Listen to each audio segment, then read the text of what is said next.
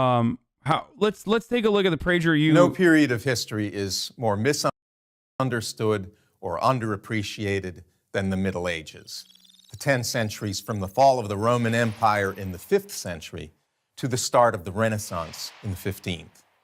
This is especially true between the year 1000, when global warming brought grapes to England and grain to the coasts of Greenland, doubling the population and reviving town life all across Europe, and 1348, after the warming had ended and the Black Death arrived from the east. Let's take a closer look at these years. We'll make a good start by dispelling some nonsense.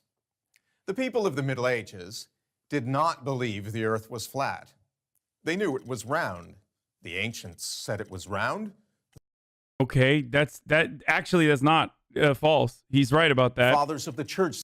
He's literally not wrong about that. This might be the only factually correct take in a PragerU video ever. Said it was round. They saw its shadow during an eclipse of the moon, and the shadow was round. They saw masks of ships sinking below the horizon. Wait, that's very confusing. This is literally the first time when PragerU is correct about something. More nonsense. The Middle Ages were cheerless. Quite the reverse.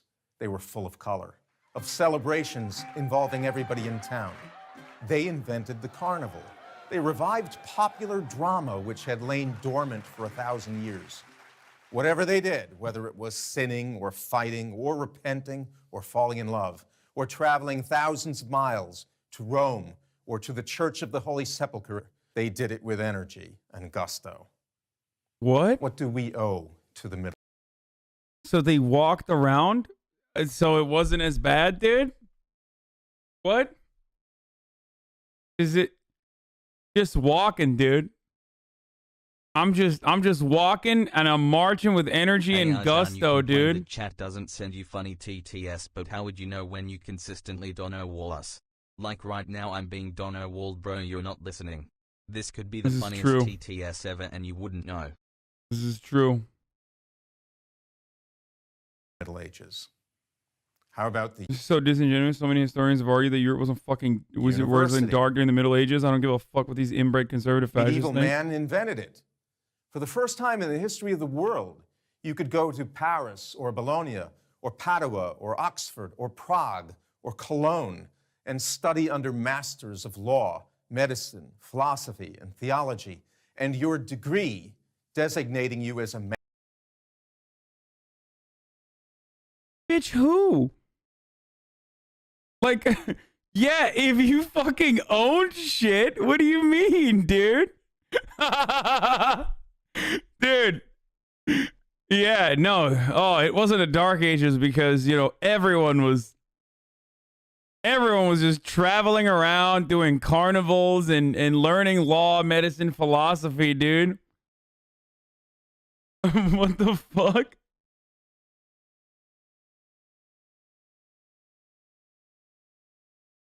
What? This is so good. Master or a doctor would hold good anywhere in Europe. It was an international community of scholars. A young Thomas Aquinas, born in southern Italy at the beginning of the 13th century, would travel to Cologne to study philosophy under the philosopher-biologist Albert the Great, then to Paris, where he taught theology and philosophy, then to Rome, and back to France. And this sort of thing was the rule among scholars, not the exception. How about modern science? Thomas's teacher, Albert, was a biologist. Why should that surprise us? Medieval man believed that God made the world as an ordered whole. They learned it both from scripture and from pagan thinkers, such as Aristotle. Science did not burst on the scene with Galileo. Copernicus died. Yeah, fuck Galileo, dude. All my homies hate Galileo. That bitch. Fucking, how dare they shit on the church, dude? Yo, fuck you. The church was leading the science. Is this back when PragerU was a real university? No, they were never a real university. These people jerk off 800-year-old philosophers and they say you wasted your degree if it's not fucking construction. Also true. in the 16th century, but he was a priest astronomer at a Polish university founded in the Middle Ages. He wasn't even the first man to suggest that the Earth orbited the sun. Others had ventured the suggestion.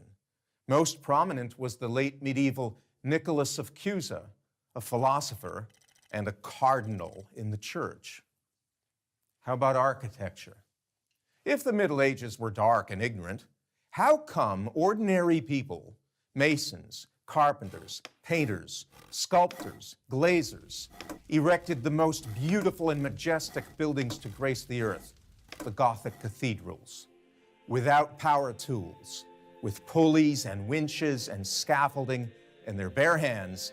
They built up lacework in stone and glass, flooding vast interior spaces with color and light. We have nothing to match their complexity and beauty. And art? Studying the ancients, medieval... Dude, I feel like every time PragerU talks about history, I don't know why it feels like they're justifying it. Like, am I crazy? I mean, I guess people say the same thing about me whenever I talk about, like, I don't know, Ottoman history and shit. So maybe I'm like I feel like they're overlooking a big chunk of history when they are making it seem as though like everybody was just like living and fucking and roaming and walking and building cathedrals. Also, notice how like in this timeline I like that there was a point in time where he starts off by saying the fall of Rome, or at least like, you know, the Eastern, or not Eastern, sorry, the Western Roman Empire as we know it, and not the Greek Orthodox Byzantine Empire. And then he jumps directly to here.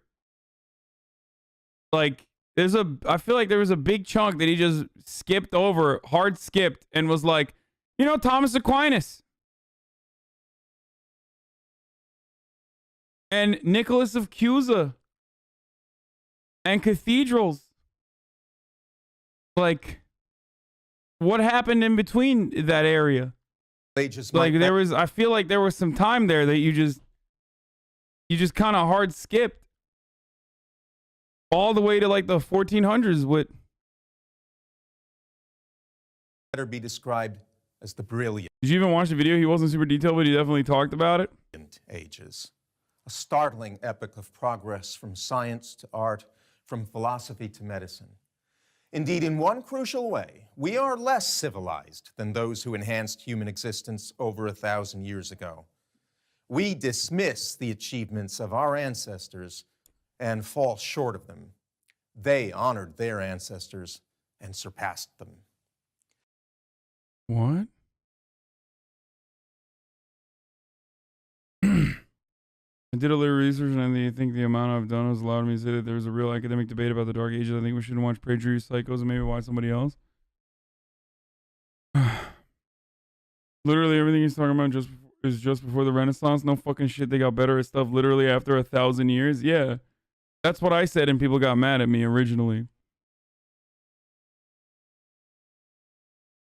And of course, like, listen, Dark Ages is a Eurocentric approach. It's not fucking Dark Ages for anywhere else, as what was my take as well.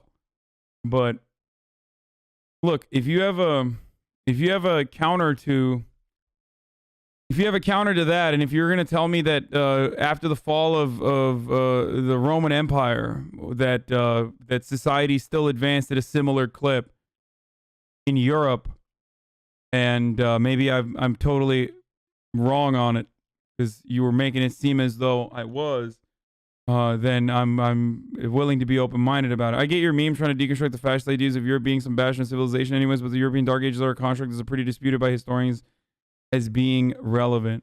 We've all heard of the term Dark Ages, that medieval period in which all learning stopped and everything became terrible. It's a term attributed to Petrarch, who, like later Renaissance thinkers, thought that the Middle Ages were... Look, this also doesn't mean that, like, that during the Islamic Golden Age, like, everything was poggers in the Muslim world, or that the Asian empires were always super advanced or anything like that. It's just that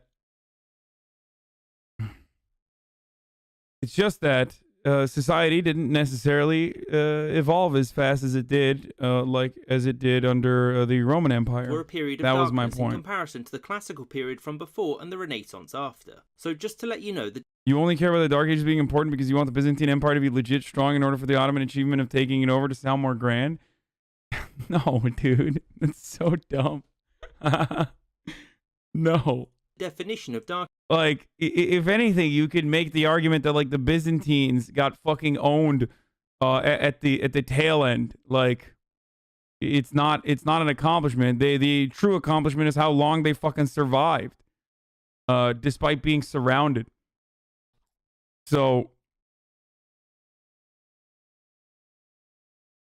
Dark Ages has changed since the days of Petrarch. Nowadays it's a very specific term, but be aware that Dark Ages isn't synonymous with Middle Ages. It refers exclusively to Western Europe in the couple of centuries following the collapse of the Roman Empire. Of course, the question is, how true is the commonly held vision of this period? Were the Dark Ages really that dark and unenlightened? Well, in a word, no. In a sentence, not really, but also a little bit, depending on where and where you're talking about. So Western Europe had largely been united under the rule of the Roman Empire, and after its collapse it was divided into competing realms. There's obviously too many to speak of in any sort of detail, so we'll pick two extremes and compare them. The former province of Italia and that of Britannia, whose experiences of the Dark Ages are proof that they weren't quite as awful as is often made out to be. So in Britannia, after the Romans left... Bro, the dude who was like, "You're fucking wrong," literally sent me this video, and the video is basically saying exactly what I said. Things went really well. Just kidding, they fell apart almost immediately. Things like a coin-based economy, urban living and literacy died out there within a generation. Whereas in places like the Ostrogothic Kingdom, which occupied the former province of Italia and then some, very little changed. And whilst yes, it did now have a Germanic ruler, King Theodoric, he swore fealty to the Roman Emperor in the east. The Senate continued to meet in Rome and the Pope's rights were respected, although the official church of the Ostrogoths was centred in Ravenna. As for urban living, the number of people in towns and cities had declined massively in most places. Rome's population had declined from roughly 1 million people in the 3rd century to about 50,000 during the Ostrogothic period. But what about the peasantry? How did life change for them after Rome had gone? Well, frankly, not very much. Most people were born, lived and died working as agricultural labourers on the same farm as their forebears had. Localised famines were also much more common and couldn't be alleviated by a centralised authority, meaning that local starvation was much more common. This largely went away in Ostrogothic Italy when it was conquered in the 6th century by the Eastern Roman Empire, known then as the Roman Empire, which undermines Petrarch's notion of the post-Roman world being an unenlightened one because the Romans never went away. The Dark Ages did see many intellectual achievements though. Monasteries like Lindisfarne. It's like when you wanna say that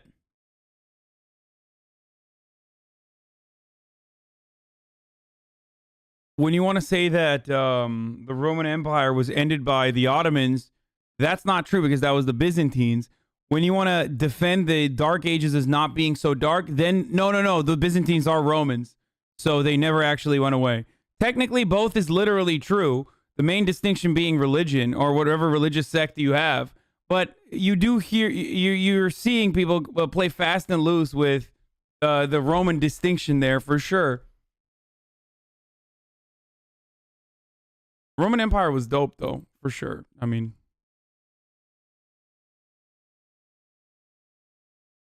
and monk Wearmouth Jarrow produced great historians like Bede. In the Ostrogothic Kingdom, Boethius wrote the Consolation of Philosophy, which is one of the most important medieval texts ever written. And in terms of architecture, buildings like Theodoric's Mausoleum are testament to the fact that in the Dark Ages, things weren't as dark as they may seem. I hope you enjoyed this episode and thank you for... That was it? Okay, we're done.